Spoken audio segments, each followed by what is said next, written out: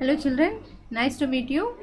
Now let us go to the poetic devices of for the poem How to Tell Wild Animals. Okay, I think you have explained the videos of the whole poem. You understood the meaning. Now let us go for the poetic devices. So all of you children, just make your hands, just punching, clap. Yeah, let us start. Okay, yes, okay. Poetic license. Here what is meant by poetic license? Here leapt, leapt, leapt is changed into leapt. The spelling has changed. You can write apt also. Here when you come to leapt, the poet has changed into lept. He removed a and he just wrote lept. Okay, so according to his rhythmic way, rhythmic style, rhyming scheme, he changes the spellings.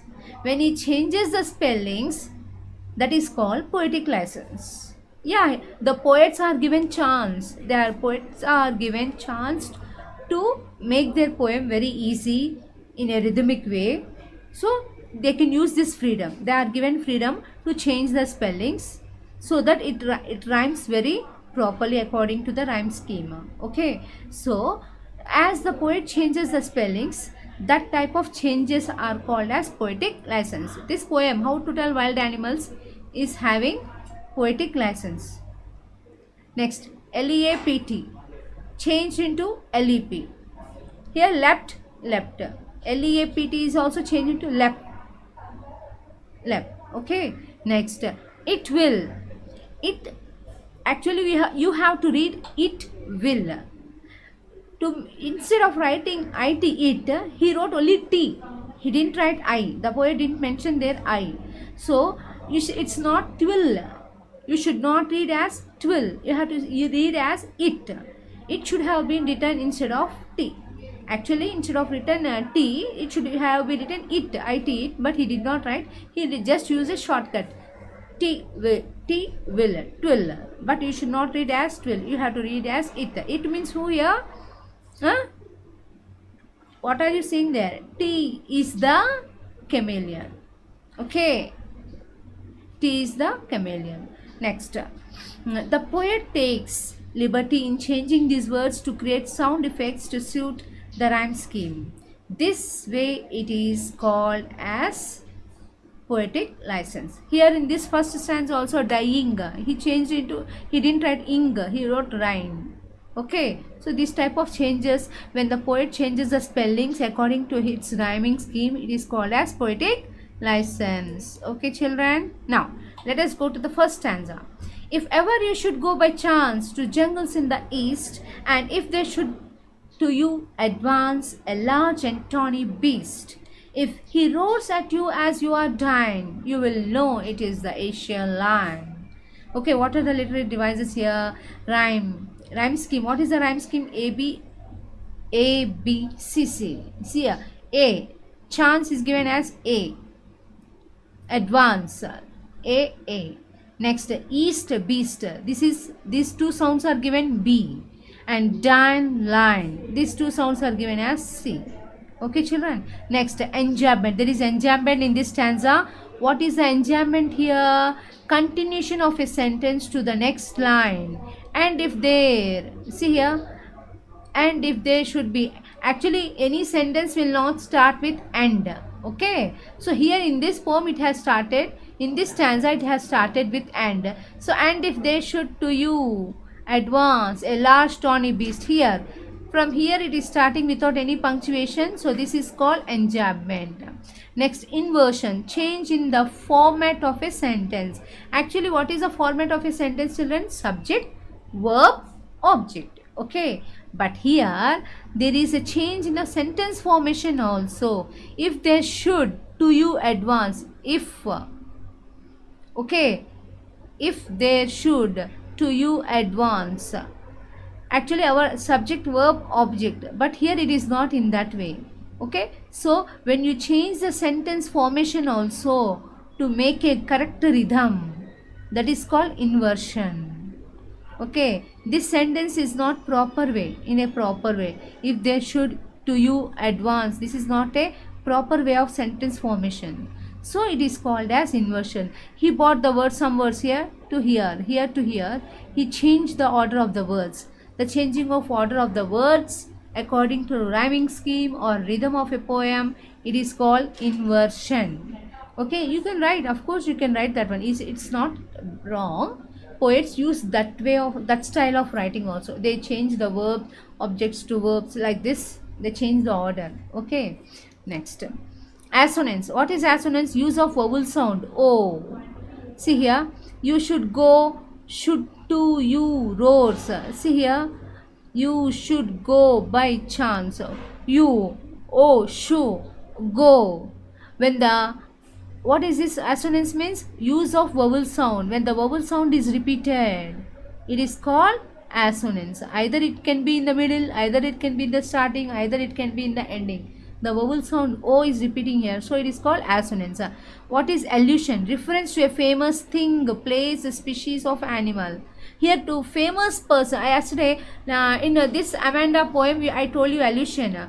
We are referring to some famous noun, person, place, animal or a thing. When we refer to according to mythological, so when we refer to some special famous thing or person or place, that is called allusion. Here which what is a famous thing we are referring here? Asian lion. Lion is a famous, ferocious, you know well, all of them know well, so that is called allusion. Asian lion is the allusion here. Okay, I am explaining you stanza by stanza, children. Okay, let us go to the next stanza. Or if sometime when roaming round, a noble wild beast greets you with black stripes on a yellow ground, just notice if he eats you. This simple rule may help you learn the Bengal tiger to discern. Here, rhyme. What is the rhyme scheme? The same rhyme scheme follows in every stanza. A, B, A, B, C, C. Okay. Next, alliteration. What is alliteration? Repetition of consonant sound. Okay. The consonant sound are at start of two or more closely connected words. Roaming round. See here, only the starting, if the consonant sound, and it should be in the starting only, R, roaming round. When the consonant sound is repeated again and again in a sentence, and it should be in the starting only. So for every word it should be starting. So such words are called, such sounds are called as alliteration. Next, inversion. Here also there is inversion. Change in the format of a sentence. The Bengal tiger to discern. Here actually, see here, the Bengal tiger to discern. Take this sentence. To discern the Bengal tiger. The correct form of the sentence is what? To discern the Bengal tiger. But according to the rhyme scheme and rhythm of the poem, what did the poet change? How did he change? The Bengal tiger to discern, he said. Okay. You can write in this way also. According to their own style, they change the formation of a sentence.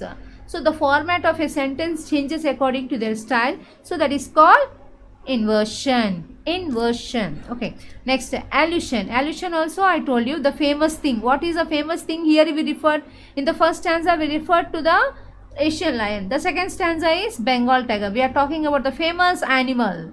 Okay. Next, last time in Amanda poem we talked about the mermaid, isn't it? Okay. Next, assonance. Assonance means use of vowel sound. Oh. Here, what is the difference between alliteration and assonance? I told you, alliteration must come in the starting of every word. Consonant sound must be in the beginning of the every word. Such sounds are called as alliteration. Here, assonance means this vowel sound. You can take vowel sound. It can be either in the middle, either in the starting, or either in the end. It can be wherever it. Okay, so use of vowel sound. Or if some time when roaming round. Oh, or some, second. Here it came in the first. Here it came in the second. Time when roaming, again in the second. Round, again in the second. Okay, O sound can be either in the starting, either in the middle, or either in the end. That is called assonance. Find the difference between alliteration means in the starting only. Consonant sound in the starting. Assonance is vowel sound wherever it likes. Okay, next. Here, if strolling forth a beast you view, whose hide with spots is peppered, as soon as he has leapt on you, you will know it is the leopard. It will do no good to roar with pain, he will only lap and lap again. What is meant by lap? He jumps. If you shout also, it will not leave you. It will go on, jump and attack you. Okay, now rhyme scheme A, B, A, B, C, C. Okay, alliteration. What is alliteration here? H. Who, he has. See here. Next, poetic license. Here also there is a poetic license. A liberty to change the spellings in the poet of the rhyme to order to create rhyme or rhythm in a poem. Use of leapt instead of leapt. L-E-A-P-T. Okay. Here instead of L-E-A-P-T, he used L-E-P-T. So here in this stanza there is a poetic license. Okay children. Now repetition. Repetition means which word is repeated again and again in the same line, that is called repetition. So what is the word repeated here? Lap and lap again. Lap and lap again. Lap is repeated here. Okay. Next, use of vowel sound is assonance. Okay. Then what is consonants? Use of L sound. L means he will. Consonants is use of consonant sound. Assonance is use of vowel sound. A, E, I, O, U. A will be in assonance. Okay. Consonants means consonant sounds. Okay. Here see here lap and lap. This sound is repeated. L sound is repeated. So it is called consonant. Yes children. I'll stop with this stanza. I think you have understood rhyme scheme, alliteration, poetic license, repetition, assonance and consonants. You must know the difference between assonance and consonants and don't get confused with alliteration also. Okay. The remaining stanzas I'll be telling you in the next video. Okay. Bye children.